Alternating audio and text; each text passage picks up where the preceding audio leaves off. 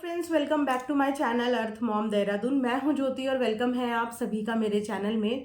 अगर आप चैनल में नए जुड़े हैं तो चैनल को सब्सक्राइब ज़रूर करना। वीडियो पसंद आएगी तो लाइक भी करना। साथ ही साथ कमेंट सेक्शन में कमेंट करके ज़रूर बताना कि आप लोगों को मेरा वीडियो कैसा लगा।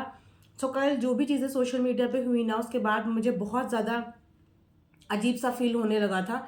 इसीलिए मैंने फिर उसके बाद कोई भी वीडियो नहीं बनाई। आप लोग कमेंट भी कर रहे थे कि दीदी आपका वीडियो नहीं आया। मैं लिटरली बताऊं तो मेरा दिल ही नहीं कर रहा था। थोड़ी सी मैं अपने आप में डिप्रेस फील कर रही थी। तो फॉर अ चेंज मैं थोड़ा सा बाहर गई, मूड वूड फ्रेश करके आई। और अभी भी दिन के ऑलमोस्ट आई थिंक 2:02 हो रहे हैं। और अब फाइनली जाके मैं थोड़ा सा अपने आप को बूस्ट अप कर पाई हूँ रिएक्शंस बनाने के लिए। क्योंकि बोलने वालों के लिए बहुत आसान होता है कि रिएक्शन वीडियो बनाते हैं, रिएक्शन वीडियो बनाने आ जाते हैं। लेकिन रिएक्शन वीडियो में जब हम बोलते हैं ना, तो उन सारी इमोशंस को हम अपने दिल से फील करते हैं। हमारा भी माइंड डिस्टर्ब होता है, हमारे अंदर भी मल्टीपल इमोशंस चलते हैं। और इस डेस्क पे बैठ के जो सबसे बड़ी चीज़ होती है वो होती है जिम्मेदारी, रिस्पॉन्सिबिलिटी और भरोसा, जो मेरे लिए सबसे ज़्यादा इम्पॉर्टेंट है। कल की लाइव देखने के बाद मेरे दो मन हो रहे थे, लेकिन मैंने अपने सारे इमोशंस को साइड में रख के सिर्फ उतना रिएक्शन दिया जितना मैंने उस वीडियो के माध्यम से एनालाइज किया।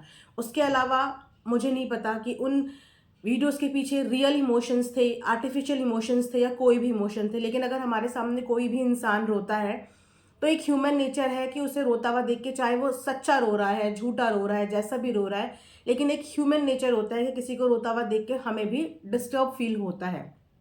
ठीक है, अब यहाँ पे मैं बात करने वाली हूँ आज के रिएक्शन में, क्योंकि कल कुछ पॉइंट्स थे जिन पॉइंट्स पे मैंने बात नहीं करी थी, उन पॉइंट्स पे मुझे बात करनी है। क्योंकि कल की लाइफ में ना किन्हीं 3 लोगों के बारे में बोला गया है कि अगर मुझे कुछ भी होता है तो उसके जिम्मेदार 3 लोग होंगे, और मैं उनका नाम बकायदा लिख के जाऊंगी। जिसमें से एक हम बट ऑब्वियस मान लेते हैं, सचिन। ये तो बट ऑब्वियस है। लेकिन बाकी के 2 लोग कौन हैं? क्या मनीषा के लिए भी बोला गया है यहाँ पे? पर अगर मनीषा के लिए बोला गया है तो मनीषा तो यहाँ पे खुद विक्टिम है। मनीषा के साथ तो यहाँ पे खुद धोखा हुआ है, तो वो किसी की भी कोई चीज़ की जिम्मेदार कैसे हो सकती है? जब रिश्ता मनीषा से पूछ के नहीं बनाया था, तो जब इस रिश्ते में इतनी गंदगी मच गई, तो उसका कारण मनीषा तो नहीं होनी चाहिए ना। चलिए, लेकिन 1% हम यहाँ पे भी ले लेते हैं कि इन्होंने, सचिन मनीषा 2 लोग तो इन्हीं को ले लिया है, जो कि कायदे से मनीषा इस चीज़ में नहीं होनी चाहिए, है ना। उसके बाद ये तीसरा बंदा कौन है? तीसरे बंदे के लिए अभी भी मिस्ट्री है। कुछ लोग कह रहे हैं कि ये सुमित जी हो सकते हैं, कुछ लोग ये भी कह रहे हैं कि ये नीतू जी भी हो सकती हैं। अब इन चीज़ों के बारे में मुझे नहीं पता कि ये तीसरा बंदा आखिर ये बोला किसको गया है, कौन है वो 3 लोग। क्योंकि देखा जाए तो खुद सुमित जी के साथ भी धोखा हुआ है। सुमित जी और मनीषा दोनों एक ही कैटेगरी में फॉल करते हैं, जिनके साथ उनके पार्टनर ने धोखा किया है। उनको बिना बताए किसी रिश्ते की शुरुआत करी, उनको धोखा दे दे के रिश्ता आगे बढ़ रहा था। तो इन दोनों को भी अगर बीच में ड्रैग किया गया है तो वो एक गलत बात है। ये इमोशनल कार्ड यहाँ पे नहीं खेलना चाहिए। यस, जो गुनहगार है वो सचिन है, जिसके लिए मैं बिल्कुल नहीं बोलूँगी वो सचिन है, क्योंकि सोशल मीडिया पे चैट लाने वाला सचिन ही था। ठीक है, लेकिन बाकी के 2 लोग अगर कि ये हैं उन 3 लोगों की लिस्ट में, तो ये सरासर गलत है, ऐसा नहीं करना चाहिए। उसके अलावा यहाँ पे मैं आज बात करूँगी सुमित के जवाब की, क्योंकि कल जगत दीदी ने तो अपने साइड के जवाब दे दिए। उन्होंने बोला कि मैं तोड़ती हूँ ये सगाई, जाओ, मैं तोड़ती हूँ ये सगाई, रहूंगी मैं सिंगल। तो मैंने कल भी यही बोला था कि ये एक बहुत स्ट्रॉन्ग डिसीजन है, और सबसे बड़ी बात है कि अपनी सेल्फ रिस्पेक्ट के लिए लिया हुआ डिसीजन है, जिसमें रोते हुए आने की ज़रूरत नहीं थी, जिसमें रोते हुए आने की ज़रूरत नहीं थी। क्योंकि मुझे नहीं पता इससे पहले इन्होंने अपनी माँ होने का कितना फ़र्ज़ निभाया, लेकिन अब अपनी बेटी के लिए इन्हें स्ट्रांग तो बनना पड़ेगा। अब अगर गलती करी है तो उस गलती को अब भुगतने के लिए अपने आप को स्ट्रांग तो बनाना पड़ेगा। और रोने वाला कार्ड हर जगह तो नहीं चलेगा, क्योंकि यहाँ पे इमोशंस की भी जो चीज़ें सामने आई है ना, उसके बाद लोगों का इमोशंस पर से विश्वास हट गया है। इसमें आम ऑडियंस की कोई भी गलती नहीं है, कोई भी गलती नहीं है, क्योंकि ये ऑडियंस आप लोगों के रोना देख के रोती थी, आप लोगों का हंसना देख के हंसती थी। लेकिन बीते दिनों इतनी सारी चीज़ें एक्सपोज हुई हैं कि रोने तक का ये लोग कंटेंट बना के विक्स लगा लगा के रोते थे। कैसे आज की डेट में ऑडियंस विश्वास करे? चाहकर भी कैसे विश्वास करें, उनका दिल भी चाहता होगा लेकिन दिमाग कहता होगा कि नहीं नहीं, ये ड्रामा ही है, ये ड्रामा ही है। क्योंकि हमारे सामने बीते दिनों ऐसी चीज़ें एक्सपोज हुई हैं जिसकी वजह से इमोशंस पे भी अब लोग कनेक्ट नहीं कर पा रहे हैं। लेकिन आज नहीं कर पा रहे हैं इसका मतलब ये नहीं कि कभी नहीं कर पाएंगे। हर गलती की माफ़ी होती है, लेकिन अगर आप उस गलती को सुधारना चाहो तो। लेकिन अगर आप उस गलती को सुधारना भी ना चाहो और फिर दबाव भी बनाओ, तो वहाँ पे आप कहीं ना कहीं गलत डायरेक्शन में जाते हो। अगर एक लड़के को माफ़ी मिल सकती है, पहली बात तो मुझे नहीं पता कि कौन लोग हैं जिन्होंने उस लड़के को भी माफ़ कर दिया। फैमिली तो माफ़ करती ही है, फैमिली की तो मजबूरी बन जाती है। जैसे कि जगत दीदी की फैमिली ने भी उनको डे वन ही माफ़ कर दिया था, उनके सपोर्ट में उनका पूरा परिवार है, आप ये देख सकते हैं। वहाँ से सचिन के सपोर्ट में भी उनका पूरा परिवार है। तो दोनों के परिवार अपने अपने बच्चे को सपोर्ट कर रहे हैं, जबकि दोनों ही परिवार जानते हैं कि उनके बच्चों ने नाक कटाने वाली हरकत करी है, लेकिन उसके बाद भी दोनों परिवार अपने अपने बच्चों को सपोर्ट कर रहे हैं। लेकिन बाकी लोगों को उन्हें सपोर्ट करना है या नहीं, ये बाकी लोगों की कॉल है, क्योंकि हम किसी रिश्ते में बंधे हुए नहीं हैं, हम किसी भी रिश्ते के मोहताज नहीं हैं। और मेरे हिसाब से तो मैं दोनों में से किसी को भी कभी भी माफ़ नहीं कर सकती। लेकिन माफ़ नहीं करने का मतलब ये नहीं है कि मैं ये चाहूँगी कि वो ज़िंदगी भर रोते रहें, नहीं, मैं माफ़ नहीं कर सकती, क्योंकि भाई बहन के रिश्ते की बदनामी करी है, दोनों ने बराबरी बदनामी करी है। दोनों ने दो लोगों को धोखा दिया है, जो दो लोग उनकी ज़िंदगी के सुख दुख के साथी थे। उन दो लोगों को धोखा दिया, जिसमें एक मनीषा है और एक सुमित जी हैं। तो मेरी नज़रें में दोनों ही माफ़ी के काबिल नहीं है, लेकिन क्योंकि दोनों की रोजी रोटी इस प्लेटफॉर्म से जुड़ी हुई है, तो किसी के भी काम पे कोई फ़र्क नहीं आना चाहिए। जैसे कि हम सचिन के घर की स्थितियां भी जानते हैं कि उनका भी कहीं ना कहीं जो रोज़गार है वो सोशल मीडिया से जुड़ा हुआ है, और जगत दीदी का भी हम जानते हैं कि उनका भी रोज़गार जो है वो सोशल मीडिया से जुड़ा हुआ है। तो सोशल मीडिया पे आना उनकी मजबूरी भी है। अब ये बोलिए कि उनको आना ही पड़ेगा, जिसके लिए वो कमबैक करने का जो है वो ढंग से डायरेक्ट नहीं कर पा रहे हैं कि कैसे आना है, लेकिन ऐसे ही आना है जैसे अपनी अपनी इनिशियल जर्नी शुरू करी थी। आज अगर इस पब्लिक का विश्वास आपने खोया है, तो आप इस पब्लिक का विश्वास वापस पा भी सकते हैं अपने कंटेंट के ज़रिए। कंटेंट के ही ज़रिए आपने ये प्यार हासिल किया था, और कंटेंट के ही ज़रिए अब दोबारा इस प्यार को हासिल कर सकते हैं। कोई भी चीज़ नामुमकिन नहीं है।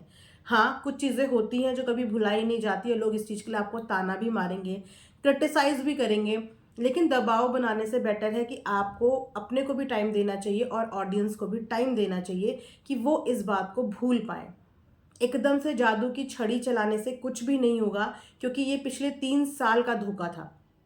3 साल का धोखा था ऑडियंस के साथ, 3 साल का धोखा था उन लोगों के साथ जो आप लोगों को पसंद करते थे। तो वो धोखा और वो चीज़ें ख़त्म होने में भी देखिए 3 साल का प्यार था, 3 महीने तो कम से कम लगेंगे ही ना। तो इन 2-3 महीनों के लिए आपको मेंटली प्रिपेयर तो होना पड़ेगा। लेकिन अगर हर बात, हर इमोशन धमकी से ख़त्म हो जाए, तो वो चीज़ें वहाँ पे गलत जाता है मैसेज आम जनता के सामने, कि ये दबाव बनाने की कोशिश की जा रही है कि मतलब जनता का प्यार भी तुम्हें दबाव पाके हासिल करना है। दबाव पाके प्यार हासिल नहीं होता, प्यार से ही प्यार हासिल होता है, इज्जत से ही प्यार हासिल होता है। जैसे कि मैंने बोला कि कल रोने वाला कुछ भी मैटर नहीं था। सगाई टूटेगी, शादी टूटेगी, ये पहले दिन ही कहीं ना कहीं सबके दिमाग में आ गया था, क्योंकि छोटी मोटी बात ये नहीं थी, ये बहुत बड़ी बात थी, जो कि कहीं ना कहीं सबके दिलो दिमाग में आ गया था कि ये सगाई शादी नहीं चल पाएगी, है ना। धोखाधड़ी ये सब चीज़ें कोई भी इंसान, नॉर्मल इंसान फिर भी डाइजेस्ट कर लेता है, लेकिन यहाँ पे सवाल कैरेक्टर का था, और कैरेक्टर का उस हद तक सवाल था कि सगाई के बाद तक ये रिश्ता कॉन्टिन्यूशन में था। और तो और, अगर कोई इंसान आपको ब्लैकमेल कर रहा है, यहाँ पे मैं ब्लैकमेलिंग के लिए भी ज़रूर बोलना चाहूँगी, आप लोग प्लीज़ पूरा वीडियो ज़रूर देखना। यहाँ पे 2 चीज़ें बहुत ज़्यादा सामने आ रही हैं ब्लैकमेलिंग।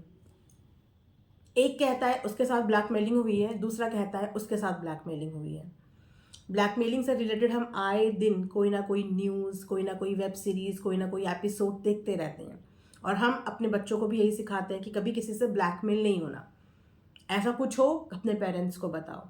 और यहाँ पे इतनी बड़ी बड़ी उम्र के लोग, एक इमोशनली ब्लैकमेल हो रहा था कि अगर मेरा ये काम नहीं किया तो मैं 15 दिन में शादी कर लूँगी, मैं 10 दिन में शादी कर लूँगी, मैं तो गई तेरी ज़िंदगी से, मैं तो गई। ये हो रहा था सचिन के साथ, इमोशनल ब्लैकमेलिंग। वहाँ पे जो सचिन कर रहा था, फ़ोन उठाओ नहीं तो मैं लाइव कर लूँगा, नहीं तो मैं वीडियो डाल दूँगा, नहीं तो मैं कम्युनिटी डाल दूँगा, ये उनके साथ ब्लैकमेल। दोनों ही अव्वल दर्जे के ब्लैकमेलर थे एक दूसरे के लिए। ब्लैकमेलिंग करते करते इन लोगों ने अपना रिश्ता यहाँ तक आगे का बढ़ाया और औरों को भी ब्लैकमेल किया। आपस में ही, एक दूसरे को नहीं, इनसे जुड़े हुए जो भी लोग इनके ग्रुप में थे, कहीं ना कहीं सब लोग किसी ना किसी वजह से ब्लैकमेल हो रहे थे, क्योंकि ये दोनों ही ब्लैकमेलर थे, दोनों ही ब्लैकमेलर थे। अब यहाँ पे ब्लैकमेल होने की जरूरत थी क्या? चलो मैं सचिन का बोलती हूँ कि वो तो प्यार में पागल था, उसका तो वो जिद बन गई थी, एक तरीके से प्यार और जिद दोनों बन गई थी कि बाय हुक बाय क्रुक मुझे वो चाहिए ही चाहिए, ठीक है। लेकिन अगर दीदी जी की तरफ से ये प्यार नहीं था और वो मूव ऑन होना चाहती थी, तो वो ब्लैकमेल क्यों हो रही थी? एक 38-40 साल की महिला जो अपने आप में इतनी स्ट्रांग इनफ है, सोशल इन्फ्लुएंसर है, सोशल मीडिया में है, अच्छा खासा नाम फेम है और अपने आप में स्ट्रांग भी मानी जाती है, वो लेडी ब्लैकमेल क्यों हो रही थी? अगर वो ब्लैकमेल हो रही थी तो क्या उसका फर्ज नहीं बनता था कि इससे रिगार्डिंग या तो वो अपनी फैमिली की हेल्प ले, अपनी फैमिली की मदद ले, और अगर फैमिली की मदद नहीं ले पा रही थी तो जिस रिश्ते में वो बंध चुकी थी, जिस इंसान से वो सगाई कर चुकी थी, जिस इंसान को वो पिछले काफ़ी समय से जानती भी हैं, कम से कम उसके साथ तो ये चीज़ें शेयर करनी थी। किसी पे भरोसा नहीं करना था, लेकिन कम से कम उस इंसान पे भरोसा करके उसको तो सच बताना चाहिए था, जो इंसान आपका हाथ थामने के लिए, आपसे शादी करने के लिए तैयार हो गया हो।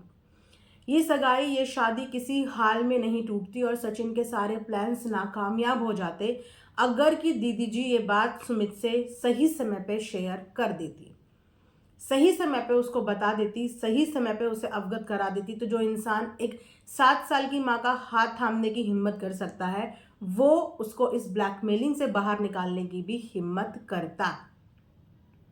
लेकिन कुछ तो ऐसे ट्रस्ट इश्यूज डेवलप हो गए कि ये रिश्ता आगे नहीं चल पाया। इसलिए इसमें जो सबसे बड़ी गलती है वो इनकी खुद की गलती है, बाकी किसी की गलती नहीं है, किसी की भी गलती नहीं है। आज वो परिवार भी इक्वली परेशान होगा, फर्क सिर्फ इतना है कि औरत आके रो जाती है और आदमी रो नहीं पाते, वो अपना दर्द यहाँ पे इजहार नहीं कर पाते, और औरत इमोशनल होती है तो अपने इमोशंस के ज़रिए अपनी बात कन्वे कर लेती है। लेकिन आज मैंने सुमित जी का एक स्टेटस भी देखा है स्टोरी पे, जिस स्टेटस में उन्होंने भूल भुलैया का गाना लगाया हुआ है और कुछ 2 लाइंस उनकी स्टोरी पे लगी हुई हैं। वो दोनों लाइंस जो है ना, वो उनकी दिल की बात बयान कर रही है कि वो इस समय पे कैसा फील कर रहे हैं, उन्हें इस समय पे कितना ठगा हुआ फील हो रहा है। सेम फीलिंग जो मनीषा को हुई थी जिस दिन उसको ये सब चीज़ें पता चली थी, और आज तक भी मनीषा उस फीलिंग से बाहर नहीं आ पा रही है। भूलती है तो नॉर्मल हो जाती है, लेकिन जब जब वो चीज़ें ट्रिगर करती हैं तो इंसान को फिर सब कुछ याद आता है कि अच्छा उस वक्त पे मुझे ऐसे झूठ बोला गया था, अच्छा उस वक्त पे मुझे ऐसे झूठ बोला गया था। तो इंसान अगर 10 मिनट सही फील करता है तो उसके बाद 1 घंटा वो बुरा भी फील करता है, एक अलग जोन में चले जाता है, क्योंकि ये जो चोट लगी है ये दिल और दिमाग दोनों में लगी है, जिसे भरने में वक्त लगेगा, बिल्कुल वक्त लगेगा। लेकिन यहाँ पे अगर कि ये तीसरे बंदे टारगेट सुमित का परिवार हो रहा है तो ये फिर अगेन बहुत गलत हो रहा है। आप हर बार अपनी गलतियों के लिए किसी और को टारगेट नहीं कर सकते हो। थोड़ा सा आपको पता है कि क्यों कम बैक करने का रीज़न मिल गया सचिन को, क्यों मिल गया? क्योंकि सचिन ने हाथ जोड़ के बार बार सॉरी बोल दिया, हाथ जोड़ के बार बार सर झुका के सॉरी बोल दिया, इसीलिए उसके कमबैक के रास्ते खुल गए। वरना गलती माफ़ी के लायक नहीं है, लेकिन अपने रास्ते खोल दिए। और क्यों अभी तक जगत दीदी का कमबैक नहीं हो पा रहा है? क्यों वो जब आ रही हैं वो तब भी ट्रॉल हो रही हैं, वो नहीं आ रही हैं वो तब भी ट्रॉल हो रही हैं? क्योंकि वो ढंग से अपने रास्ते खोल ही नहीं पा रही हैं, वो ढंग से समझ ही नहीं पा रही हैं कि उनको सोशल मीडिया पे अपनी इस ऑडियंस को फेस कैसे करना है। वो अभी तक आके दिल से एक बार भी अपनी करी हुई चीज़ों के लिए गिल्टी नहीं फील कर रही हैं कि उन्होंने जो बाकी सब लोगों को हर्ट किया है, बाकी लोगों को छोड़ो, नहीं मांगनी माफ़ी, नहीं दिल कर रहा है, आपको लगता है कि उन्होंने गलत किया, मत मांगो, लेकिन अपने कमबैक के रास्ते तो खुद खोलने पड़ेंगे ना। वो रास्ते कैसे खुलेंगे? वो रास्ते तब खुलेंगे जब आप अपने देखने वाले लोगों से अपनी गलती के लिए, जो आपकी वजह से उनको हर्ट हुआ, आप उसके लिए उनको प्यार से उनसे माफ़ी मांगो। लेकिन कल वीडियो आया रोते हुए, क्यों? क्योंकि मेरी शादी मैंने खुद से तोड़ दी है, जिसमें रोने का बिल्कुल भी रीज़न नहीं था। यहाँ पे सिंपैथी वाला रीज़न ही नहीं था, क्योंकि ये चीज़ें डे वन से हर कोई मेंटली प्रिपेयर हो गया था कि बहुत रेयर एक्सट्रीम चांसेस होते हैं। वो भी लोगों ने कैसे जज करा कि अगर वो लड़के वाले नल्ले होंगे, गरीब होंगे, या वो बहुत डेस्परेट होंगे, तभी जाके कोई ऐसी औरत से रिश्ता रखेगा, वरना कोई रिस्पेक्टफुल परिवार, इज्जतदार परिवार नहीं रखेगा। यहाँ तक की बातें हो रही थी, यहाँ पे लोग यहाँ तक की जजमेंट पास कर रहे थे, है ना। तो ये तो डे वन से पता था कि बहुत बहुत बहुत मुश्किल होता है। उस चीज़ के लिए कहीं ना कहीं ये खुद भी मेंटली प्रिपेयर हो गए होंगे। जैसा कि मैंने बताया कि जब मेरी सुमित जी से बात हुई थी तो उन्होंने भी बोला था कि हमारा कनेक्शन ही नहीं हो पाया इतने दिन से आपस में इन लोगों की बात ही नहीं हो पाई। क्यों? किस मुंह से बात करते? क्योंकि उस इंसान को तो बहुत बड़ा धोखा मिला है। अगर वो भी अब रिवेंजफुल हो सचिन की तरह, तो वो भी आके धज्जियां उड़ाए। लेकिन हर इंसान एक जैसा नहीं होता, हर इंसान एक प्रवृत्ति का नहीं होता।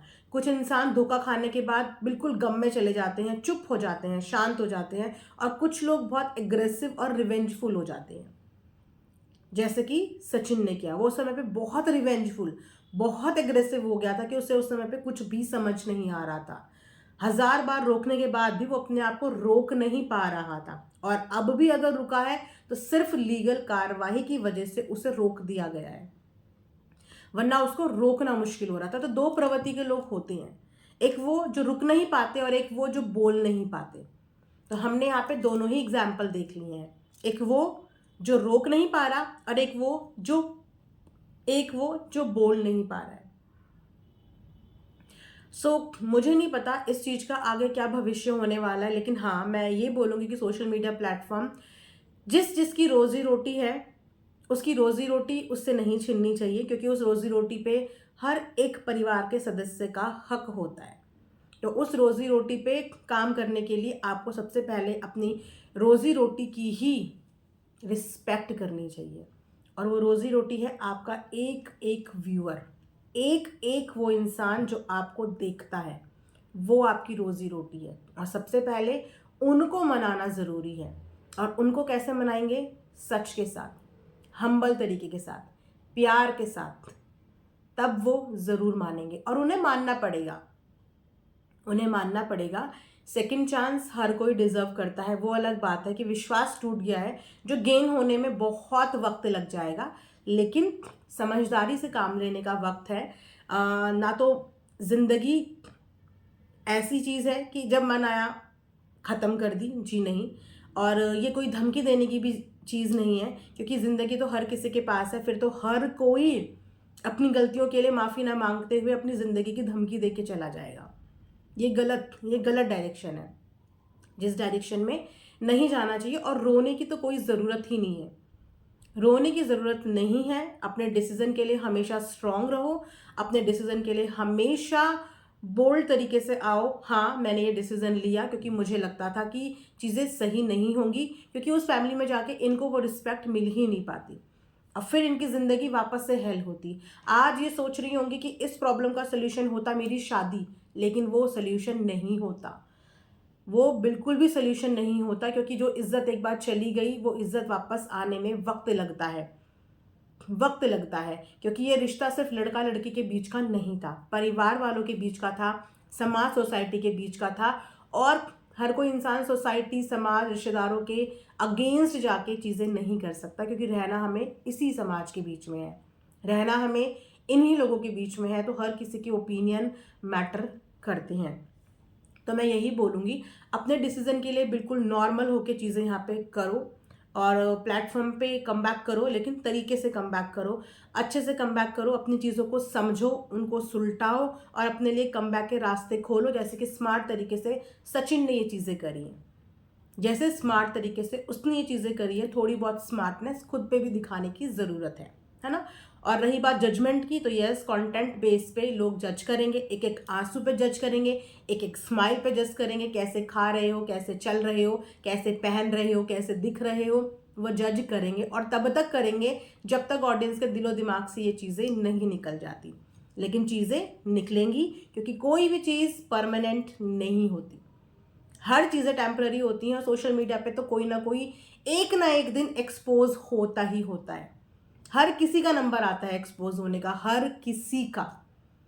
तो जब एक्सपोज हो गए हो तो अब उन चीज़ों को हम्बली लो और लाइफ में मूव ऑन करो, आगे बढ़ो, आगे लाइफ में बढ़ो, पीछे मुड़ के मत देखो। अभी भी अगर पीछे मुड़ के ही चीज़ें देखते रहोगे तो फिर आगे की जर्नी तय ही नहीं कर पाओगे। आगे तो बढ़ना पड़ेगा, चाहे वो सचिन मनीषा हो, चाहे वो जगत दीदी हो, दोनों को ही आगे बढ़ना पड़ेगा। वो लोग भी आगे बढ़ रहे हैं, आप भी आगे बढ़िए, है ना। और रही बात मनीषा की, मनीषा और सुमित के साथ है मेरी सिंपैथी बोलूँगी, सपोर्ट नहीं, क्योंकि मैं यहाँ पे रिएक्शन देती हूँ, सपोर्ट मैं किसी को भी नहीं करती। कंटेंट देखती हूँ, जैसा मुझे फील होता है मैं वैसा यहाँ पे बोलती हूँ, सपोर्ट मैं किसी को भी करने नहीं आती। और रही बात सुमित और मनीषा की, उनके साथ सिंपैथी है क्योंकि उनको ठगा गया है, उनके साथ धोखा हुआ है, तो धोखा हुआ है। तो यस, ये दोनों मेरी नज़रों में गलत तब तक नहीं होंगे जब तक इनकी तरफ से मैं कोई गलती ना देख लूँ। लेकिन फिलहाल दोनों के दिल टूटे हुए हैं और एक चुपचाप है और दूसरा थोड़ा थोड़ा चीज़ें करके अपनी जाहिर कर देता है। तो किसी को भी जज करूँगी, लेकिन इन दोनों को जज नहीं करूँगी अनटिल अनलेस कि ये मुझे अपने ऊपर जज करने का बहुत बड़ा मौका नहीं दे देते, क्योंकि दोनों ही इस समय पे धोखा खाए हुए लोग हैं, है ना, जिनके साथ बहुत समय से धोखा हो रहा था, एक दो दिन से नहीं, काफ़ी सालों से दोनों के साथ धोखा हो रहा था। तो उनको भी पूरा हक है अपना गुस्सा दिखाने का, लेकिन उनका गुस्सा दिखाने की देखिए एक लिमिट है, एक बाउंड्री है, और उस बाउंड्री के अंदर ही वो रिएक्ट कर रहे हैं। ऐसा रिएक्ट नहीं कर रहे हैं जिससे कि किसी को बहुत ज़्यादा ठेस पहुंचे, लेकिन अगर वो भी रिएक्ट नहीं करेंगे तो वो भी अपने अंदर का उबाल बाहर निकाल नहीं पाएंगे। और रही बात दीदी जी की, तो दीदी जी ने कुछ अपनी वीडियो में नहीं दिखाया।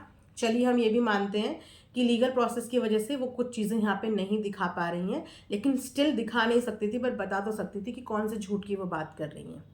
और कभी किसी से ब्लैकमेल होने की ज़रूरत नहीं है, कभी भी किसी चीज़ को ब्लैकमेलिंग का नाम मत लो। अगर आज माएँ, मतलब माएँ होके आप ब्लैकमेल हो रहे हो, तो कल के अपने बच्चों को कैसे रोकोगे, उनको कैसे समझाओगे कि बेटा किसी से ब्लैकमेल नहीं होना, जब आप खुद चीज़ों से ब्लैकमेल हो रहे हो, चाहे वो आदमी हो चाहे वो औरत हो। आज की डेट में कोई भी कम नहीं है, औरत आदमी को ब्लैकमेल करती है, आदमी औरत को ब्लैकमेल करते हैं। आजकल आदमी औरत दोनों क्रिमिनल माइंडेड हो रखे हैं, किसी पे भरोसा नहीं कर सकते।